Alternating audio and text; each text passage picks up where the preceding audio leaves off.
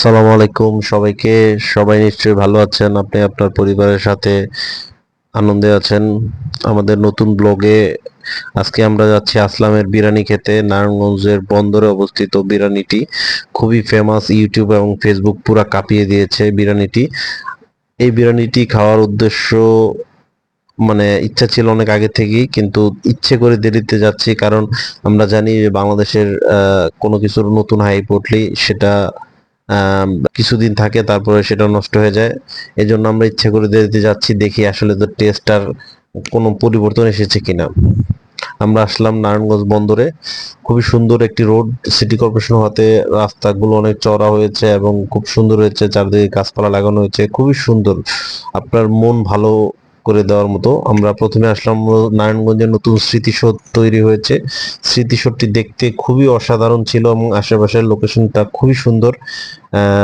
স্মৃতিসৌধটা দেখতে অনেকটা মানে সাভারের স্মৃতিসৌধের মতোই অনেকটা। তারপরে আপনার স্মৃতিসৌধের পাশে ছিল মসজিদ, এই পাশে আপনার মসজিদটাও দেখাবো। পাশে আন্ডার কনস্ট্রাকশন হচ্ছে মসজিদটা। এই যে মসজিদ, হ্যাঁ এই যে মসজিদ দুটো দেখতে পাচ্ছেন, খুবই সুন্দর লোকেশনে অবস্থিত। স্মৃতিসৌধটা একদম রোডের পাশেই। আহ স্মৃতিসৌধটা দেখতে যেমন সুন্দর এবং আশেপাশের লোকেশনটাও খুবই সুন্দর। আমরা এই রাস্তা ধরে এগোচ্ছি বন্দর যে মেইন রোড সেটা দিয়ে, এবং এখান দিয়ে আমরা নাসিম ওসমান সেতু, যেটা নারায়ণগঞ্জে নতুন সেতু হয়েছে, সেই সেতুর দিকে যাব, কারণ আসলাম বিরিয়ানি হাউসটা ওইদিকে অবস্থিত। খুব সুন্দরভাবে লোকেশনটা বুঝে রাখেন। আপনার সেতু টোল প্লাজা, যেটা একটু পরে দেখাবো, টোল প্লাজা দিয়ে যে আমরা টোল প্লাজার কাছাকাছি চলে এসেছি।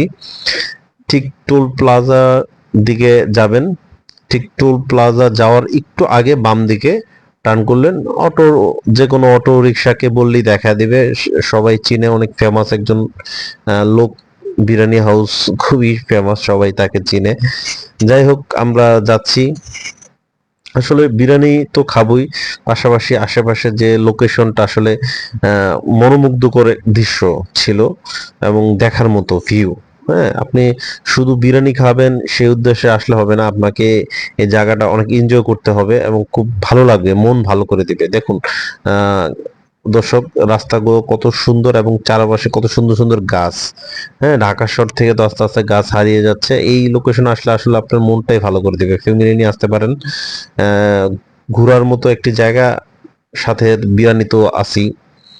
আহ, তো আমরা যে রোডটা ধরে যাচ্ছি, এই রোড দিয়ে একটু সামনে, বেশি দূরে না, ঠিক 10 থেকে 15 মিনিট এগোলেই আপনি পেয়ে যাবেন। এত বড় ভিডিও তো দেওয়া সম্ভব না, শর্ট করে দিয়েছি যতটুকু দেখানো যায়, তবে লোকেশনটা পুরোটা দেখাতে পারলে খুবই ভালো লাগতো, এত সুন্দর একটি লোকেশন এবং চারদিকে শুধু গাছ এবং খুব নিরিবিলি একটা পরিবেশ, এবং দেখতেও অনেক সুন্দর, সবকিছুই ভালো ছিল। এই যে ব্রিজটা দেখতে পাচ্ছেন, এই ব্রিজে আহ দিয়ে সামনে গেলেই আমাদের সেই আসলামের বিরিয়ানি, এবং খুব কাছাকাছি চলে এসেছি আসলামের বিরিয়ানি। মনে হয় এখান থেকে আমরা আসলে গ্রান পাচ্ছিলাম, আমাদের নাকে আসছিল বিরিয়ানির গান, জোকসে বাট। আর একটু সামনে যেতে হবে আমাদের, খুব কাছাকাছি চলে আসছি। দর্শক, আপনার পরিবেশটা একবার দেখুন, অসাধারণ একটি পরিবেশ, মানে মন পুরাই ভালো হয়ে যাবে আপনার। একদম চলে আসলাম আসলামের বিরিয়ানি, এই হলো আসলামের বিরিয়ানির দোকানটা, খুবই ছোট। আহ আপনি দেখেন, আমরা নন হলিডেতে এসেছি, কি পরিমাণ ক্রাউড। সবাই আসলে বেশিরভাগই দেখলাম পার্সেল নিতে আসছে। বসে খাওয়ার মতো লোক তুলনামূলক অনেক কম, কিন্তু পার্সেল নেয় বেশি, হয়তো বা আশেপাশে থেকে অনেকে আসছে নেওয়ার জন্য। নন হলিডে বিদায়, হলিডেতে আসলে তো আরো বেশি ক্রাউড থাকে। আমরা আসছি একদম মনে হয় যে পাতিলের শেষ অংশ, এইগুলো বেশিরভাগই পার্সেল চলে যাবে। তবে উনি আমাদের আশ্বাস দিল যে নতুন পাতিলে রান্না হচ্ছে, আমাদের কিছুক্ষণ বসতে হবে, হয়তো আমরা কিছুক্ষণের মধ্যে পেয়ে যাব। আমরা ছিলাম টোটাল 5 জন, এবং সবাইকে আমরা বলেছিলাম নল্লি দেওয়ার জন্য। আসলে নল্লি পাই কিনা এটা একটা ভাগ্যের বিষয়, কারণ নল্লি পাওয়াটা অনেকটা ভাগ্যের বিষয়। তো আমরা বসছি। হ্যাঁ, এই বিরিয়ানি খাবে বলে সে অনেক খুশি। যাই, এই যে নতুন ডেকের কথা বলেছিলাম, সেখানে বিরিয়ানি প্রায় রান্না। উনি হচ্ছে আসলাম ভাই, ওনার নামটাই আসলে বিরিয়ানি চলছে। যাই হোক, এই যে নতুন ডেকের বিরিয়ানি প্রায় শেষ পর্যায়ে, দম দেওয়া হয়েছে হয়তোবা, এখন এটা সার্ভ করা হবে। যাক, এই যে চলে আসছে বিরিয়ানি, দেখুন কি পরিমাণ মাংসের কোয়ান্টিটি, অসাধারণ ছিল।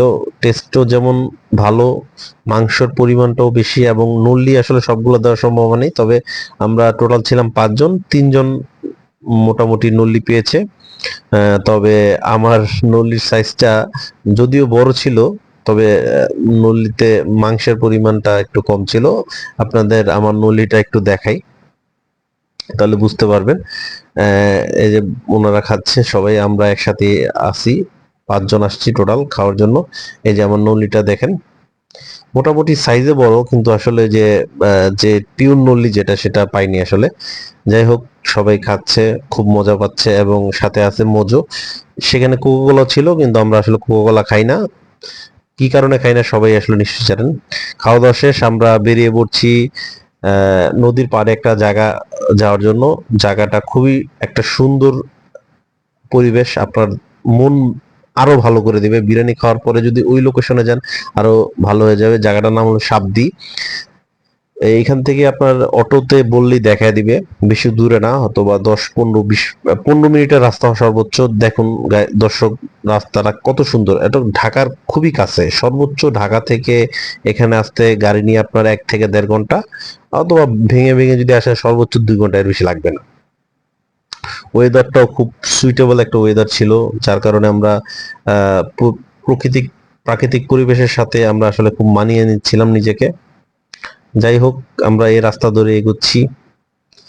গ্রামের মেঠো পথ বলবো না, এটা তো পাকা পথ হবে।